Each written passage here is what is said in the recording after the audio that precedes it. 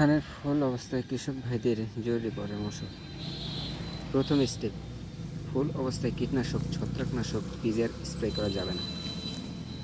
দ্বিতীয় স্টেপ, ফুল অবস্থায় জমির ভিতরে প্রবেশ করা যাবে না, বিশেষ করে সকাল 11টা পর্যন্ত। এ সময় সার প্রয়োগ না করাই ভালো। স্টেপ নাম্বার, উক্ত কাজ করলে ধানের চিটা হতে পারে।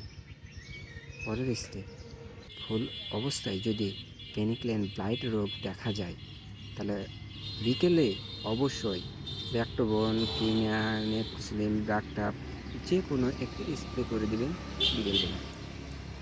তারপরের স্টেপ, ফুল অবস্থায় কমপক্ষে 2-3 ইঞ্চি পানি অবশ্যই ধরে রাখবেন।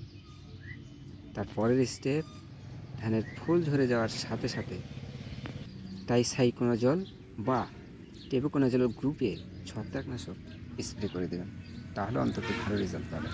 ধন্যবাদ।